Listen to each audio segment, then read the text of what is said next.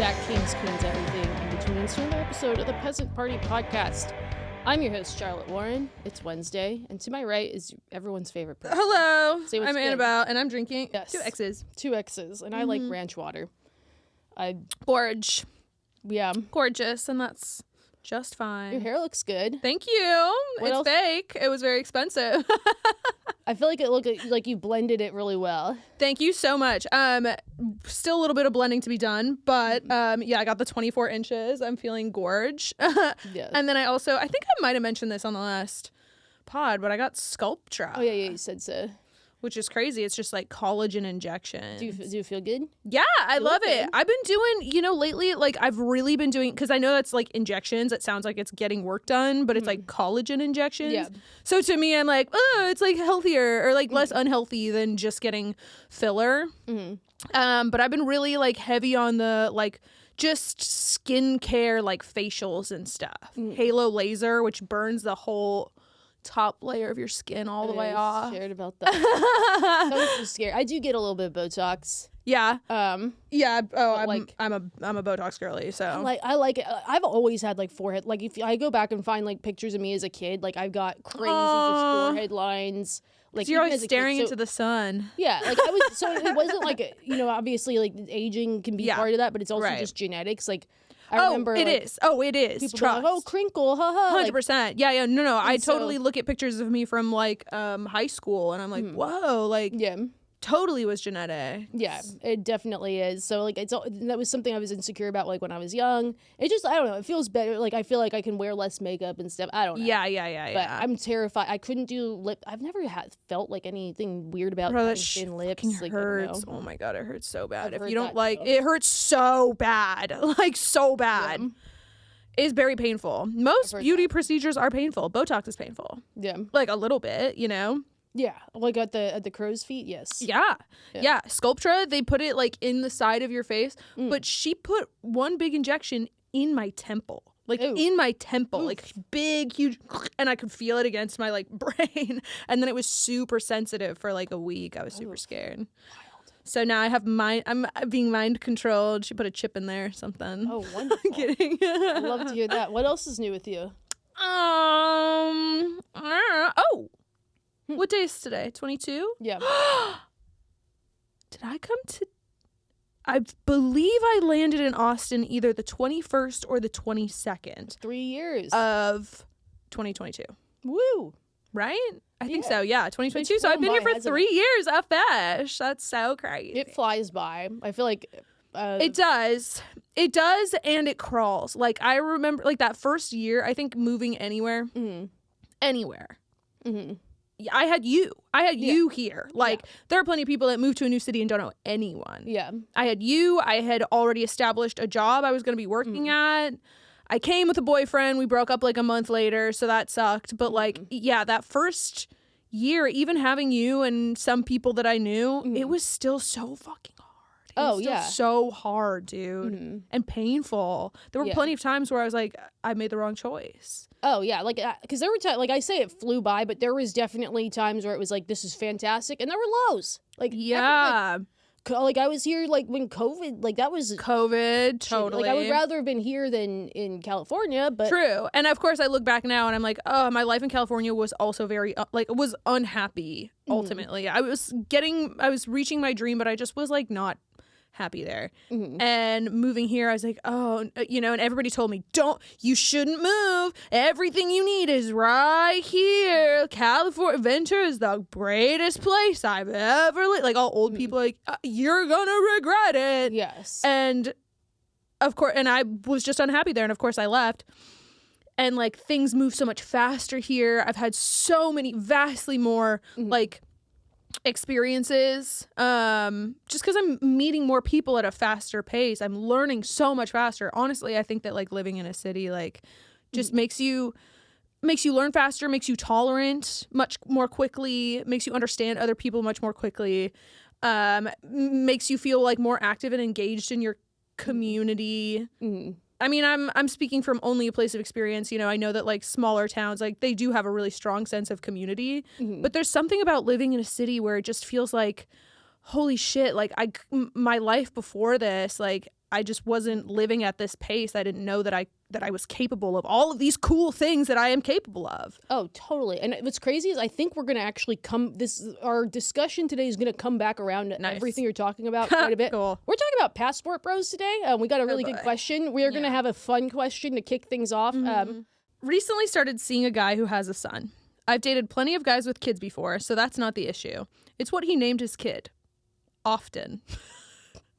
Spelled and pronounced exactly like the word that's synonymous with frequently. It's not any sort of cultural name and doesn't mean something different in another language and doesn't appear in any sort of baby name database whatsoever. Anyway, I haven't had it in me to ask the origin of his son's name because I'm almost positive whatever his answer, I'll bust out laughing. This is more of a rant than a question. Sorry, but I guess, is this an ick? They named their kid something super weird. Okay, I'm going to say something. Yes. I have a friend. Mm-hmm. I don't know. Should I be dropping? Well, whatever. Named the baby Early. And I love the name Early. Mm-hmm. I think it is so freaking cute and interesting. Like spelled early? Spelled early, yeah. Early. Kind of like Earl, but like early. Yeah, I do, yeah. Like I think Earl's early a is good name. cute. Earl, like there is like I could see that, like because there's some words that like aren't names where you're like, yeah, that works as a name. Like I knew of someone named Seven. I'm like, it was like some like skateboard. I kid. love that. Like, there's something. That I works love with the that. name Seven. That's so sick. That's so funny. There's somewhere it's like, but it works. I don't know how I feel about often. You know what? Often's a little weird. Yeah. Like, I've met an Afton, like AFTON. Yeah, sure. But, like, I don't know. Often. I actually also tried to look this up, and this listener is correct that it's not in baby name things. When I tried to look up the name, like, people named Often, it didn't come up. It was just people oftenly named certain things is what kept coming up on Google. I don't know if there's many people named Often. You know, it's a cool name. What? Sometimes. So, like, sometimes is way cooler than often. Yeah. But it was funny because when Justine was a guest recently, and it was the question was basically like, what does sometimes mean on a dating app? Because like the choices are sometimes the choices are often when I see yes, no, or sometimes. When I see like, what's the bar for sometimes and frequently? Like yeah. When I see sometimes on a dating app bio, I read it like this. Sometimes I don't know. Sometimes that's what that sounds like in my head. Yeah, like the person was like, if I've tried something once and never did it again, the answer can't be no, but it's also not like yes. So do I have to say sometimes? Right. If I did a drug once, it's like, oh my god, this person was really getting into it. But yeah, I mean, they make a fair point though. Like, what's the bar for sometimes versus like, you know what no is.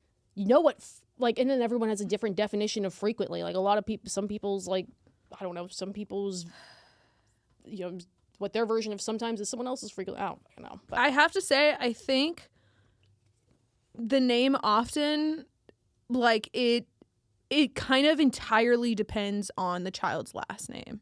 Yes. Do they have a cool last name? Mm-hmm. You also have to have like a good, I guess, explanation for it. Like, I don't know, and this controversial person right now, it's just I don't know, but like there's like an episode of the Joe Rogan podcast where like Elon Musk he's like can you explain like your kid's name that's like X something whatever, and did he like how do you pronounce it, and he like is saying it like with a straight face, and Joe Rogan's just like busting out laughing. He's like, why the fuck did you name your like why? And he's just like sitting there like it's as though it just dawned on him that this was a stupid fucking idea as far as like naming your kid. Just because he's probably got a bunch of yes men around him, like the totally. Yeah. However, and I am no Elon Musk apologist, I do love when people are a little quirky. Now, imposing it on your child, that might be like a different level of. Yeah, do it to yourself. Do it to yourself. Go down to the name change office and do your own name. Yeah, do your own name. Exactly. I don't like. I don't know. I think I'm tolerant in a way of like. When I see a freak or just somebody who stands outside of the binary in any way, and you see a lot of them in Austin. There are a lot of like just regular, people I see constantly in Austin. and they're like dressed real freaky. You don't know what gender they are. You couldn't even guess what decade they were born. They look like a total freak. Even sometimes people that, you know, they like have like overdone like boobs and lips and tattoos on their face and whatever. I honestly love that. I'm so grateful for that. And I think that like those types of people have always been around. And the fact that we like I almost really don't like somebody that gets weirded out too easily. Yeah. You know? Yeah. Someone that's like if you say something like a little crazy and they're like, oh my God, okay, weird. Like that shit is straight up triggering to me. Yeah. So I feel like I've just embraced like the freak show. So let's name our kids often. Sometimes. I don't know. I would probably be like, what the, like, I got like, I would also bust up laughing unless there was something I wasn't aware of, where like some sort of cultural thing somewhere that I missed. What about like, I love like the name Blue. I think the name Blue is super cute. I like Blue as a middle name. Random. Okay, like, I met that's some cute. Blue as That's middle cute. names. Yeah. But like, yeah, Blue could work. Like yeah, there's like certain non-traditional names where like, oh, this like I works. think I would do a non-traditional name if I ever had a kid, which I won't. But like if, you know, if I was choosing, I think I probably would do something like real colorful. If it was a girl. For a boy, it's Benjamin. That's it. Benjamin is the name. For a girl, it'd be creative. You have fun with it. Yeah, I would do like more so to make sure that like a kid has a life of normalcy, like so that they have room to like screw up. Like I would give a normal name because of how much people Google people nowadays. Like if you Google our father's name, David Warren, like there's so many things that are gonna come up. Like, you know, you're trying to find a job. Like you're not like the first Google result isn't gonna show up or like show every single thing that's your Facebook or whatever. See, I like that somebody can look me up and I come right up, baby. I'm number one. You like it now for yourself, like for your kid. Like, because if you're trying to like make a name for yourself as something, all you have to do is come up with a stage name alias to go by that no one else is using. Okay. But like, if you have a kid that's a private person, like, I don't know, I was not a perfect kid. Like, it gives your kid room to like screw up a little bit without having it follow them forever or just be tied to them. Like, they can kind of, I don't know.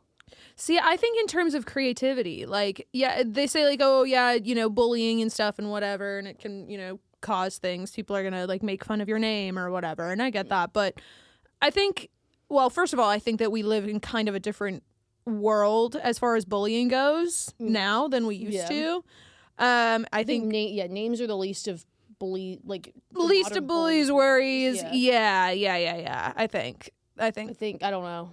I'm not a bully, I don't think. I mean, I think for the most part, people like it's gotten through to the kids that like making fun of somebody for something they can't change like doesn't really make any sense, and it makes you look bad. Yeah. This is speculation. I'm like, you know, as we were growing up, I was in high school in 2009 to like 2013. You could feel the course of bullying change. Yeah. Like, the trajectory of it has totally changed. When I was in high school, like, it was starting to become, and of course we were in California, but it was starting to become much more normalized for kids in same-sex relationships to just like be out and be like whatever about it, and you don't bully them for it. No. I think bullying looks different. Like, I think it still exists, but it's not. It looks different. It's not the like movie style. That's why I'm always say that like movies are written by, you can tell they're written by nerds, because it's like they write this like tropey version of like the popular kids who are like, we're so cool, blah blah blah, and it's like people that were cool in high school, like they didn't see the world like that, but to like a weird nerd who, like a lot of times, like, I don't love God, what's her face, like the one director, but it was like the movie Booksmart, where it was like the two kind of nerdy girls. It was Bo Burnham, right? Or no. Gretel's the one who did the Barbie movie, Gretel Gerwig. Yeah, Gretel Gerwig. Yeah. Greta Van Fleet. No. I don't like, I just think sometimes it's like, just be more subtle. She did Little Women and stuff, right? Sometimes it's like, you'd be so much more powerful if you were more subtle, and she just smacks people in the face with messages. But with feminism, and yet who else is doing it like her, you know? Sometimes you gotta have, like, I think I like people loved the Barbie movie. Women loved the Barbie movie. And like, if it was made to be more subtle, like, I don't know if it would. I personally haven't seen the Barbie movie because I don't like commercialism. I don't like that shit. But I think that like it, because of like how much they like, she like pressed on the message in all of her films. Yeah. I don't know. Kind of. I guess where I was going with that, though, was just the kind of thing that came around at the end of the movie was like the two girls that were like, oh, the popular girls are so mean. It was like they were isolating themselves. Like they were telling themselves these girls were so mean because we're the nerds and we work so hard in school. And like, lo and behold, the cool kids were also going to the smart universities. They just weren't like, they weren't in your face. They didn't make nerd their personality. And I actually loved that ending just because like, I don't know, like I was in smart person classes, but like hated the annoying smart kids a lot. Sure. Yeah, but well, not to get political, but you know, they say that is kind of like the arc that we're witnessing with like the Elon Musks and the Mark Zuckerbergs. And I think there's a very famous line in the Facebook movie. that would feel like such a good movie to watch right now. It's a good movie. I hate Mike. It's a good movie. But it's so I forget her name, what the actress's name is, but she's talking to him. She like comes up to him and she's basically like, I know that you think that like women aren't gonna like you or talk to you because you're such a big nerd, but I'm here to tell you that it's because you're an asshole. Yeah. And those types of people, like they grow up and they are like that. You can clearly tell that they're still taking out this like revenge. I mean, specifically on women, but like on all people that they like perceive to have done them wrong, or if these people didn't do them wrong, they do mental gymnastics to put them in that fucking box. Because a lot of times it's like people didn't do anything wrong to them. Yes. It's just like a lot of times, like if you're playing, if the kids on the same sports teams are gonna get close to one another and hang out more. Yeah. Like, so yes, those like, but or it's always like, my teacher in 3rd grade told me I was never gonna amount to anything, and it's like, she probably told you need to do your homework or you're gonna fail. Like I don't think it came out like that, but you grow up and these things like fester. Yes. I've got moments like that too, you know. Yes, I'm someone who can hold a grudge. I've got weird little things I know. But sure. Oh, to the main point of our discussion today, and I'll read the question, and that'll lead to a larger discussion. We're talking about passport bros, and the subject line for this letter is being a passport bro always a bad thing? I guess should we explain passport bro? Yeah, before I would love you to, because I kind of forget. I feel like you see this almost like a buzz TikTok, but I don't know that this was a term that people were floating around before TikTok. Maybe it was, but I feel like it kind of made its way as this buzzword of men. They always say like Western countries, which I'm always skeptical anytime someone says like the West, that it's not someone, because when I hear the West, I think like California. Like I'm always like, this is a Russian psyop. The Wild West. This is a Russian psyop. Anytime someone calls things the West, I'm like, this is a psyop. But like men in the U.S. Who are frustrated with dating, so much so that they, find that they think they could be more successful abroad, particularly in Latin American or East Asian countries, or Eastern Europe, right? Or Eastern Europe. I think the one Russian you see a lot is bride is so popular as a so so it kind of feels like it's a graduated version of that. Yeah. But yeah, like the popular countries that the passport bros or potential passport bros talk about a lot of times are the Philippines, countries in Latin America, Eastern Europe, etc. And they say their goal is go abroad, find a traditional wife, because the women in these countries are more traditional, and women in America are loud, obnoxious, all of that. That is a very tropey kind of version of it, and I have some like more nuanced thoughts on that, but I'll go ahead and read the letter, which is being a passport bro always a bad thing. I, male, 34, took a job that is fully remote with a generous work from anywhere policy, as they have offices around the globe. There's a few rules on it related to length of time and location, but as long as you're able to get your work done and still be a part of important calls or meetings, travel is fair game. Apparently, it is pretty normal to see employees living in some city abroad for a few weeks at a time, maybe 2 to 3 times a year. I love travel. I'm pretty excited about it. I would also be lying if I said I wasn't particularly excited due to being a single guy. It opens up your dating pool a lot. As I've researched into cities most welcoming to single American males, plus considered time zones and value of the American dollar, going somewhere in Latin America seems like it'd probably be a good experience. However, as I've been researching, I've come across a lot of passport bro content, some of which is hard to separate from more generic travel or remote work stuff. A lot of the things the travel influencers mention, like more bang for your buck or being 5'10" is like being 6'4", are also brought up by passport bro influencers, but just in a way that's more negative and insults American women in the process. I have nothing against American women, but I am excited to try something different for a change. But I guess my question and semi-social commentary is, are all passport bros created equal, and is there a version of passport bro that could be a good thing? Because you could look at passport bros as guys leaving their country to experience another culture, a good thing, and finding international love in the process, also a good thing. Also, just like to hear nuanced discussions on topics like this in general, if you guys are up for it. Yeah, it is fascinating. So my first question is, with a traditional passport bro, are they staying in this woman's country and integrating themselves into her life, or are they finding a woman and taking her back to the United States where she will be isolated, like a mail order bride? I think it's a mixed bag, because I don't think there is such a thing as a traditional passport bro, because it's such a new term. I think there's like there's a version of passport bro where it's like some random dude who shows up in my TikTok comment section that has nothing to do with like, it's just me being loud, and it's like, guys, get your passports. Like, you got to get away from women like this, and the women are so much more quiet and submissive in these countries. Blah blah blah. I'm about to piss them the fuck off. But I'm like, first, like, I don't think this person saying so this person clearly isn't doing any traveling. It's also like, if you're getting upset by a woman who is shouting on the internet about something else that you're never going to meet in person, that's enough to make you be like, that's it, I'm done.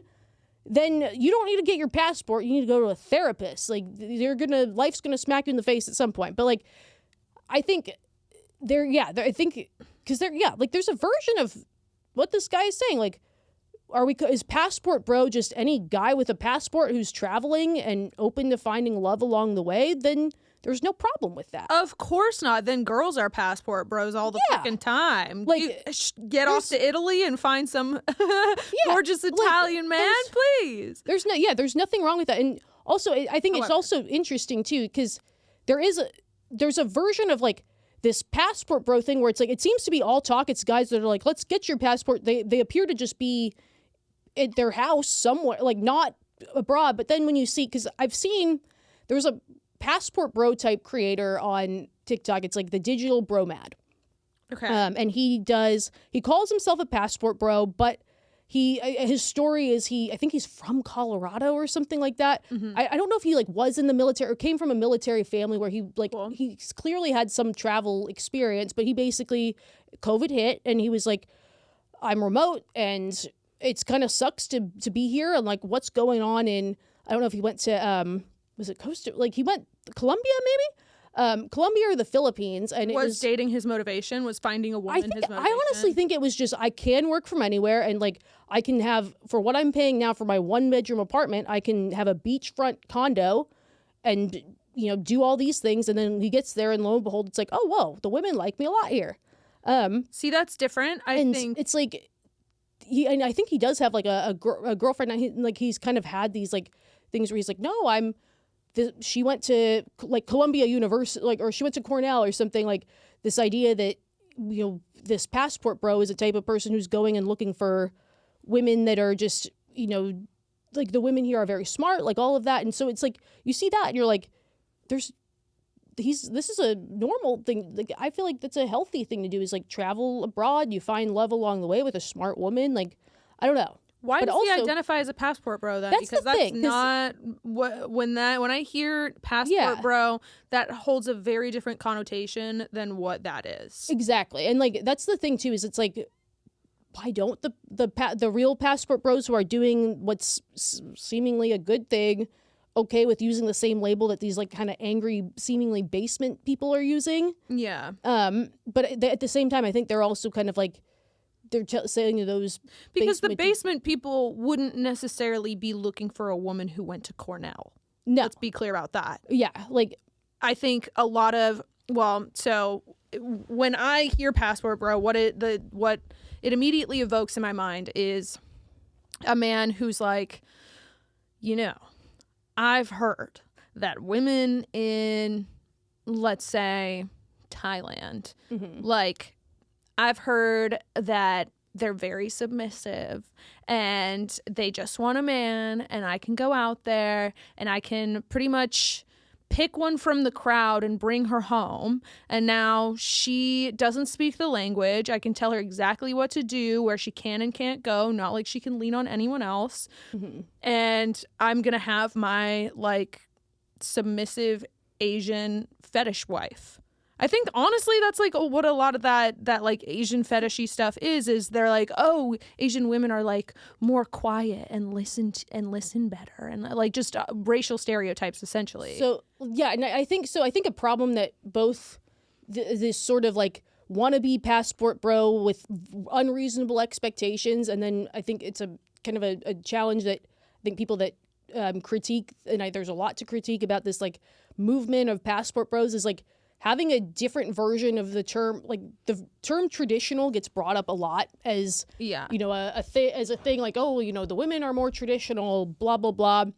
And I think there's the version of like what people in those countries mean by traditional is different than like kind of how Americans maybe see the word like traditional when they think of like traditional marriage, all of that. Yeah. Like I feel like people in the US, whether they think it's a good thing or a bad thing, they're like, they see this, caricature of like a 50s style marriage with a housewife who's just like, husband works, very feminine wife who's just, yes, husband, whatever. And yes, the women in some of the Latin American, Asian countries are more traditional, but it's a different kind of traditional from what I can tell. Like, and I think that mostly comes from, and I hope I'm not being ignorant on this, like I'll speak to what I know is about the culture of these countries is like, I'm like, where do I start with this? So in the US, if you bump into somebody over the age of 25, someone you went to high school with, and you say like, oh, what's going on? They say, I'm living with my parents.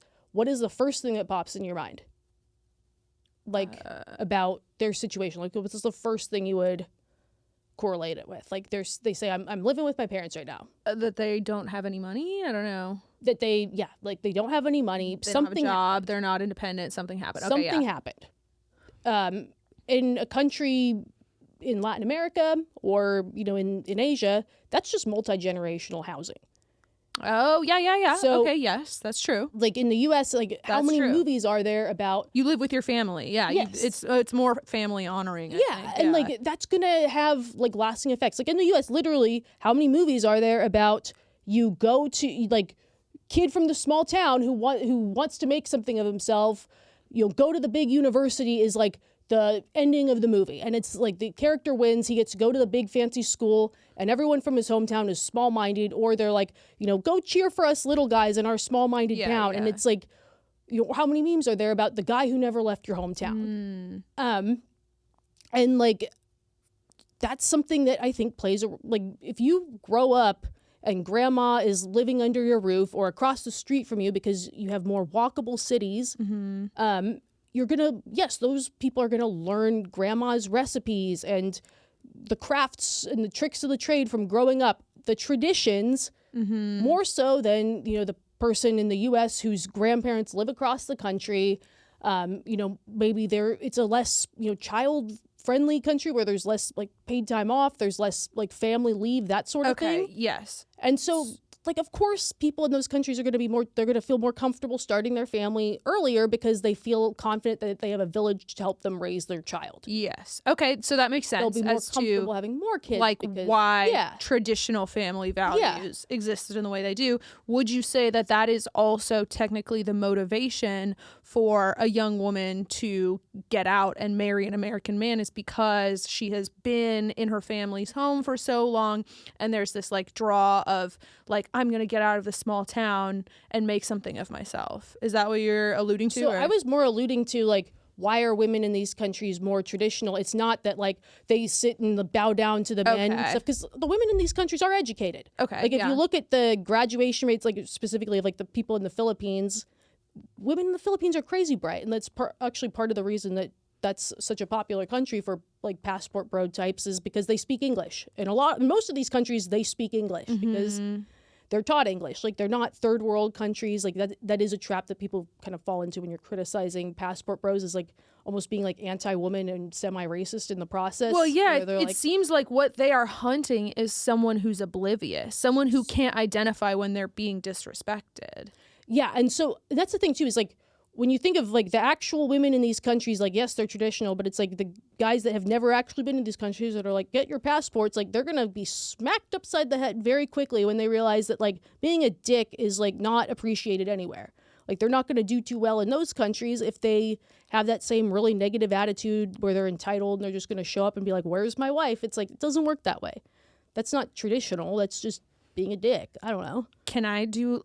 Sorry, huge pivot, and I don't want to like get too deep into this, but and I also don't necessarily believe that this is going to happen, but you know, lots of things I didn't believe were going to happen are happening. So when it comes to like the robot girlfriend somewhere on the foreseeable horizon, do you think it kind of falls into this category of men wanting like the perfect woman who is essentially just like a simulation of something that they want? Like, or do you like, I honestly am like, they think that they want this. Yeah. Respectfully, men, you don't know what you want, but like it's like they think that they want this thing, but I think ultimately they would be like unhappy and not respect a woman who simply lives under their roof and does whatever they say with a smile on her face. I mean, I think, yeah, like this, I think, yeah, people who think like that, who are like, I want this traditional wife, that do not have that, like, and just have heard concepts of what that could look like and seen movies. Yeah. Has not actually thought out how that would work in practicality. And also just, like, people also just don't talk enough about how, like, the 1950s was, like, a very, very unique anomaly phenomenon that really only existed for a short period of time for a reason. Like this, you know, man goes to work, woman stays home, but also like, you know, the man's making, if he has a decent job, he's making enough money where they can have literally working at the freaking like clothes hanger factory, but like, and he's making enough to support like a family. But they also had like they were wealthy enough to have nanny, like all of that. Like, you know, there's a very short window of time where that existed, you know, for kind of like, you know, there was a short window of time where Netflix existed in a way that was comfortable, and you know, now we have a bunch of different streaming services we have to pay for. Like, okay, and also I'm if you're coming home, excuse me, I just spit. If you're coming home from work at the clothes hanger factory and you are so frustrated that you're gonna come home and hit your wife or your kids, are you happy? Like, why is that so romanticized that they're like, we could do anything we want? Were you happy? I don't think any person who's wanting that is saying anything about, I want to be able to hit my wife. Like, I think they think that they want control. It sounds like they want total blanket control over their spouse and their family and the home. So I think there's the assumption that just a person like a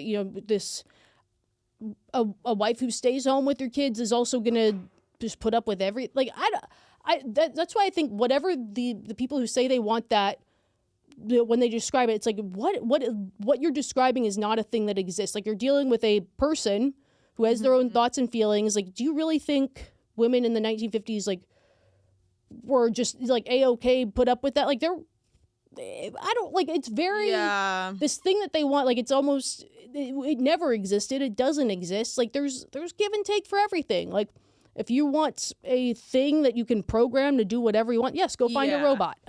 You can make a woman scared of you. You could make your wife scared of you. But, like, even in the 50s, if you mistreat her, she's gonna cheat on you.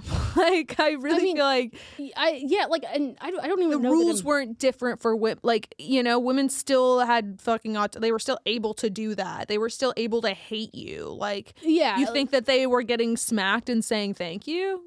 I mean, I don't know if I don't know that I was thinking in that direction, but like I think I'm just thinking more of like the people that have kind of idealized or, you know, have their expectations for what this concept of passport bro is, that are, you know, miserable in their house. Yeah. They have a different idea of like how it would go in practice. Like, it doesn't mean like the women are more traditional in these countries, doesn't mean you show up and there's going to be a bunch of hot 18-year-olds on a beach who are like, I will have 10 of your babies, whisk me off to America.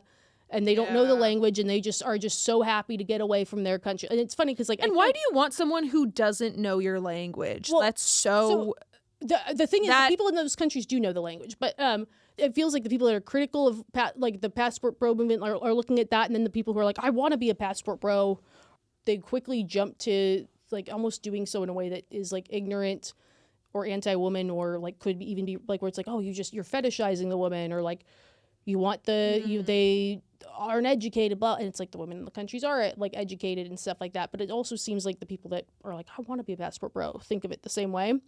I don't know, like, where was I going? It's a hard thing to talk about. I don't know.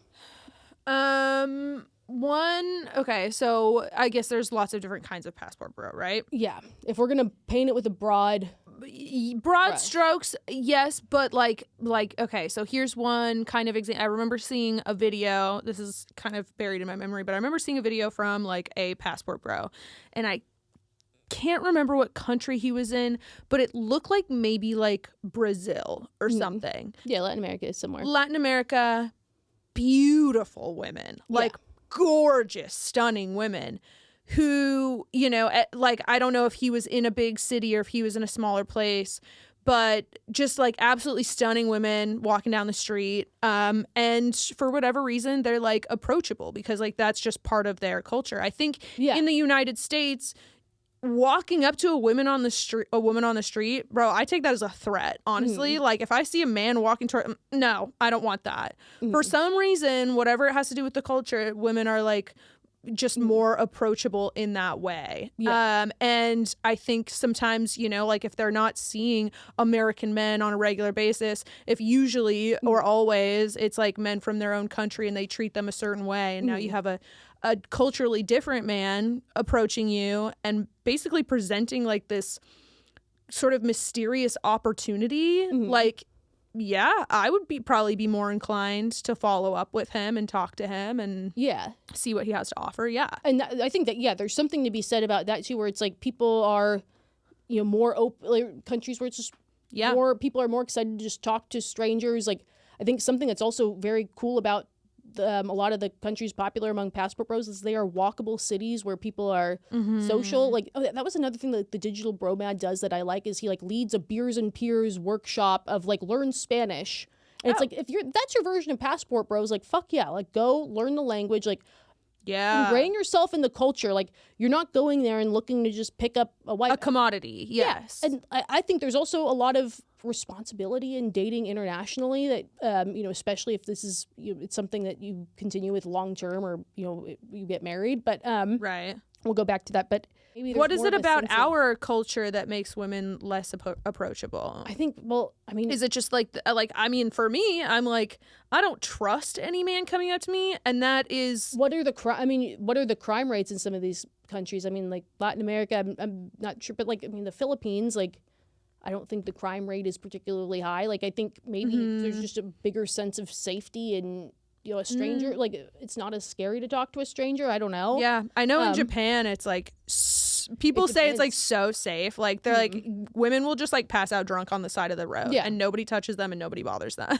Exactly. Like, it's just different. So like that could be a factor, like that sort of thing. But then that reads for some reason different. Like, I think in general, like, I think if you go anywhere, like, yes, like, you know, I think women will be more traditional because grandma's grown up and taught them all the recipes and stuff like that. But like, there's still just naturally people wanting to go abroad. Like, the U.S. passport is a very powerful thing. Like, if you go abroad and you kind of find a person from Latin America who's like, oh yeah, like I've got all these big dreams and oh my God, you're from America. Because I feel like something we also hear about too with people that like have dated internationally is like people who fall in love with the country first and then a person. Yeah. I think that you could say that about our grandparents. Right. I think, okay, so there's another big discrepancy here that I just came into mind is like American women, the way that these, let's say, passport bros are perceiving American women is stuck up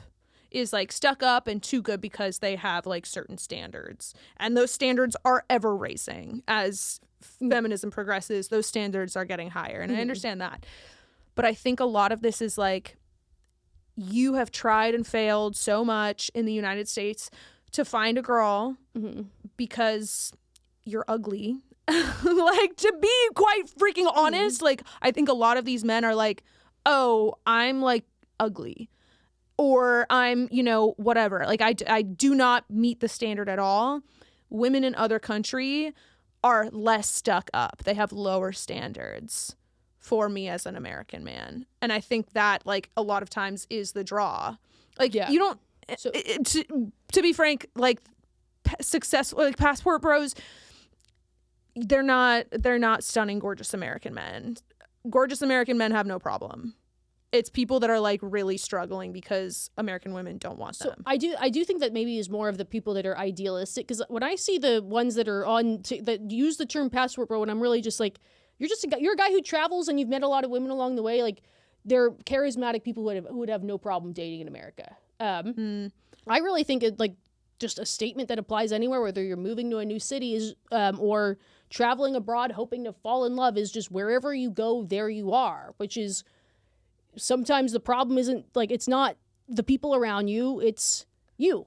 Like, it's being a piece of shit entitled person who's like, where's my wife? The guys in the movie that took place in the 1950s had a wife that just doted on them and all he had to do was show up. Like, why don't I have that? All he had to do was show up, girl. Like, you better have money if you're gonna go be a passport bro. All I have to do is show up at the coat hanger factory, and I would have had a wife back then. Where's my wife now? And it's like a woman excited for you to come home, bouncing a baby on her hip, and cooked you dinner, and but like, it's looks good. That's weird. The traditional of that is in other in countries popular among passport bros. Like, it's not caricature of 1950s that isn't even historically accurate. It's you grew up close to your family, like you feel comfortable having 5 kids like instead of 2, because you're like, I'm confident I have my village to help me raise a child, versus can I afford this? When is the other shoe gonna drop? Because in the US we've had a whole bunch of crazy shit happen and you never know what's going to happen next, and like, oh my God, can I have kids? I want to have kids, but like, can I have kids at all? Because I don't know if I'm going to be able to give them a good life. Right. And whereas, maybe in, I don't know, Colombia or somewhere, it's like, I feel good about it. I've got my mom, my grandmother, my sister, all of that. Like, I don't feel like I have to get all of these things done, all these ducks in a row before I have my kids. I don't feel like I need to make $200,000 a year. Yeah, like, because I feel like when I think of my friends who are having kids, like, I feel like every single one of them wants to be in a place where, like, hypothetically speaking, they never get promoted ever again. They make the same salary for the rest of their life. Could they have a kid right now? Yeah. And like, I mean, and it holds people back, or it makes people say like, I'm I'm going to be one and done. Maybe they want to have a big family, but it's like, totally. I can't do more than 2. Like, if you're a guy, like, and you want to have a big family and stuff, and you're like, oh my God, everyone here only wants to have, max 3 kids. Like, maybe in Latin America, there's people that want to have more, but they feel like they can. Like, I would also say too, is like some of these, things that make women there like more traditional and stuff, like maybe it is like more unique to their country. Like, if they came with you to the US, like, could they be the same traditional woman there, like here, that they were there? Yeah. And can you afford 6 kids? Because if you go pick up a woman from goddamn Ukraine or whatever and bring her back here, and now all of a sudden you're expecting her to have 6 kids, but your salary cannot support that, then what the hell are you doing? I mean, that's the expectation. If you want to go grab a wife from another country, you better have the freaking pockets. So I think passport bro and like glorified mail order bride basically are two different things, because I think when I see the ones that are on that are actually doing it, like they appear to be living in the countries, they appear to be ingraining themselves in the culture. I think it would be very, you're setting yourself up for a far more transactional situation if the goal is like bring woman with caricature of traditional here, like then you're up for something different, different. Like, I also think too, if you're like, I want to be a passport bro, and your expectation is women waiting on the beach to be whisked back to America, you're also setting yourself up to like get scammed, like people that are, you know, too good to be true, like whatever, like, because most people wouldn't respond well to people who like behave like that. Like you're like, it's a different version of like, you know, woman down, like, oh, like these women in your area are just waiting for you to call them ads. Like you are setting yourself up to like be scammed for that kind of thing. But I think, you know, if you're like, you want this traditional life and you want someone who just wants an American passport and to whisk back here. Yeah. We have like a prototype of passport bro in our family. Well, because, so that's what I'll say too, is like, I guess we could call ourselves the product of a version of passport bro, but also like, if that is what a passport bro is, so are a lot of people. Our grandfather was in the military, met our grandmother abroad when she was volunteering at an officers club. But I would also say like, she was volunteering. She was just a waitress. No, she wasn't a waitress. She was a school teacher. I thought she was I thought she brought him coffee or something. Oh my God. She did when she was doing volunteer work at an officers club, because she loved America, because she was a foreign exchange student in her high school years who came to the U.S. So she was, I think, very excited to just meet Americans, like speak in English, like just talk about her experience in the U.S., like kind of do like a German to America friendship type thing. And so she was excited about that. And I think our grandfather had been to Germany before. He'd been abroad before. And so he was very, he, I think, was always like, I like to, you know, experience new cultures. I would be very interested in dating someone from another country. And so it was kind of that. And they met. And she came back to the U.S. She became a naturalized U.S. citizen after having a green card by marriage. It took a while before she became a U.S. citizen. But I think there's a lot of responsibility, I think, that comes with an international marriage. I'm not a granddaddy Julian apologist. I'm not. But so I'm speaking very objectively. Sure. Can we keep that kind of thing out of this, Annabelle, please? Okay, fine. An important facet of this whole thing is a very quick marriage. Is it not? No, it wasn't actually. They were the same age. I think most people got married quickly. With like passport bros, though, right? Is it not like they want to find someone and lock them down and marry them pretty quickly? Isn't that like part of it? It's like you're not really doing real dating. So that is. So I think there is the tropey version, I think, is like that. I think the one that I like see actually happening in practice is people that are going to other countries and just dating around and enjoying themselves and saying, I'm more popular with the women here. My dollar stretches a bit further. Look how much I was able to do with $20 US dollars. Look what it brought me here. Okay. And I think the sentiment of like being 5'10" is like being 6'4" in Latin America. Like it rings true. Like no, I think when you think of the people that are like, I want to be a passport bro, get your passports, boys. Like, leave the people of America are annoying. Like, I think they're just like, I want my wife now. But yeah, no, like speaking of our family, like I think more so like, and some people, this isn't like to say don't do it or that this is a bad thing, but I think having like an international relationship or international marriage comes with responsibility. Like you will have the discussion of like, do our kids learn your language that you grew up speaking? You wouldn't have, if you married another American, you probably wouldn't have that be an issue in your relationship. I think you kind of have to be prepared to go back and on an annual basis and visit family. If your new spouse that's coming to the U.S., like if their family is interested in being U.S. citizens, are you willing to sponsor them. Like chain migration is a thing. You know, are you like the traditions that were so valuable in their country that they made it a point to pass down that we don't really see as much in the US? Like, are you willing to like be supportive in making sure that happens? Invest in those traditions. Like growing up, and apparently this was a very sticking point growing up. Like mom has kind of alluded to it and shuts it down quickly, is that our grandparents were not happy that we weren't taught German growing up, and that's why Theo had to take German. That. They were not happy about that. I didn't know that. I wasn't happy about that. I wanted to learn German. Yeah, but like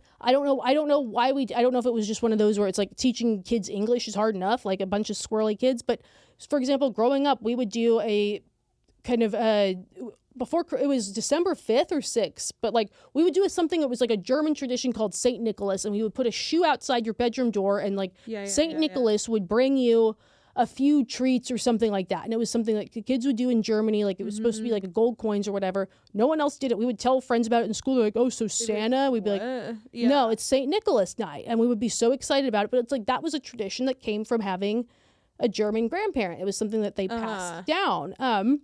Like, are you if you're kind of, you know, marrying someone from another culture, you're coming back to the U.S., like no matter how excited they are about being in America. Yes. How like are you only taking the things that appease you? Yeah, like you have to. There's some give and take there, I would say. Yeah, like it brings some new issues, topics, all of that maybe. And for some people, that's a good thing. That's exciting. It's like I want to have someone from another culture in my family.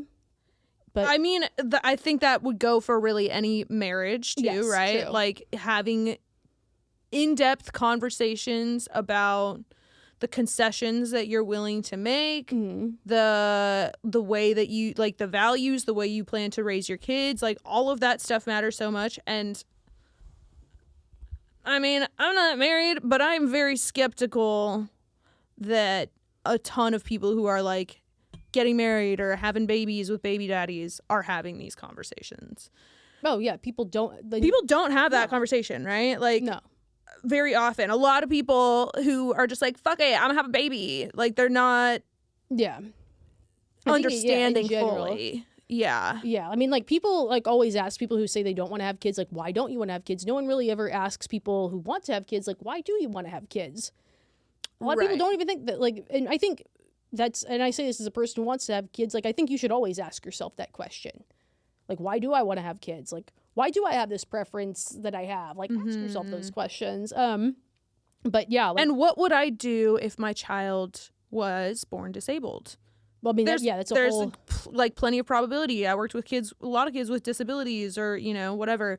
What would I do if my kid was transgender? What would I do if my kid just had behavioral issues and was an asshole? Like all kinds of things that people don't consider. They're just like, I'm gonna have baby with my baby daddy. Yeah. Sorry, that's hating on women. Men do it too, whatever. But like, you know, I think that those very important conversations, like people don't have that because all they think about is themselves in that moment. Yes. I want wife and kids. Yeah. And do you know that's a person? Like, yeah, like I think I would almost say like the people that maybe have these very like caricature versions of a passport bro, like get your passports, boys, and they're saying this from their house in the basement in the US, like that they have no idea. They have no concept of what life in another country is like. They think they can just, you know, whisk up. Like, I honestly think the best thing for them is probably to, like, let them be as cheerleader as possible so that they can go experience that dream and be hit in the face with reality that being a dick is universally seen as a bad thing. Like, I think women in any country aren't going to put up with their shit if they're rude. But I think also, like, the guy who wrote in, if you are somebody who has an opportunity to travel abroad, you have the means to do so, fucking take it. Yeah. Like, you know, and like, you don't, not like, oh, American women bad, but like, why not try something different? Like, there's plenty of people who fall in love with a country. Like, I know friends who are like, they go to England, they're like, I gotta marry a British guy. I love England. Like, yeah, that's sure. That's a thing. And like, you know, certain countries, it's like if there's a tradition or something you fall in love with, and you see that all the like people I know that they're the world traveler types, they marry internationally, and it's a beautiful thing. It is like, it's beautiful, and like I think what this guy is doing is fantastic as long as you're not like your expectations aren't for caricatures and robots and Yeah. You're having fun. You're being positive. I love that. If that is what a passport bro is, fuck yeah. But I don't think it is. So But, be yeah, very like, careful when you say that, because yes. I really don't think. I think, yeah, that it like if is. I think it should, yeah, the version of it that is. I think a world traveler is very different from what a passport bro would identify himself as. Yeah, like I really think there's a don't. version that I am not happy. But I wouldn't say passport bros. Fuck yeah, like I would say if you are, yeah, world traveler really- who just so happens, like, yeah, I got my passport and I'm a bro. Yeah, I think that's not bad. I think if you're like, fuck that, blah, blah, blah, I'm mad, and the women, I'm just gonna show up on a beach and just grab myself a life. You're gonna, or it's just more like I have an idea of how a woman should be, yeah, and I'm going to find a more idealized version of that in a country where they don't have the same understanding and the same standards that American women have. I want somebody who's ignorant to. Yeah. But the thing is, their Western culture, perspective, American their culture. thought that the women in these countries are like that is ignorant, because Yeah, it is. like they're not. Like It they're, is, yes. Yeah, like that's another thing I want to, like, because that's one of my like pet peeves about when people are like, you know, the like passport bro things is like saying not kind things about women who are from Latin America, like where it's just kind of like, oh, like That yeah, doesn't they're mean, though, that they educated, they are can't bright. convince somebody from that country to marry them and come back with them. It happens all the time. There are plenty of men who, like, will do that and successfully find someone. 90 Day Fiance? Don't they kind of do that shit? Well, like, see, so those, like, when I see those situations, though, I'm like, these are kind of those susceptible to scam types, like, because a lot of times too, you're like, Right, this is just odd. Like they met on a message board. Like it feels very like, you know, women in your area, blah blah blah. Like, you know, someone who maybe it doesn't feel like, you know, going to a country and meeting someone organically. It feels very like transactional, which strange, I think and like is what a passport bro. Like, I think that is the identity of that. yeah, I would say. yeah. Like I would caution against that. Yeah. And I'm still a little skeptical of just world traveler. I just happened to find my wife in another country and she doesn't really speak English and blah, blah, blah. Well, I mean, if you're going to a country that doesn't speak English, but that's the thing too, is like a lot of other countries, they know English. Like the U.S. is really the only country where we're like, yeah, whatever. You have to take 2 years of Spanish and not really learn it. And like, that's it. you know, hola, adios. Yeah. There's your like other countries, they know a lot. I don't know. Maybe I'm just feeling very like I want to go experience something else for a little bit. But yeah, I get that. Also, I love like I feel like I've connected with so many people like on TikTok who are from Latin America, the Philippines, like women, where I'm like, I feel like I'm like these. I gotta go to bat for them. And say that they're fucking excellent. Yeah. And don't try to pull a fast one on them if you're a dude. Yeah. But yeah. Good fucking luck. Yes. Anyway, oh my goodness. So overtime. We are over time, and this was a fun one. We'll continue to talk about this one, but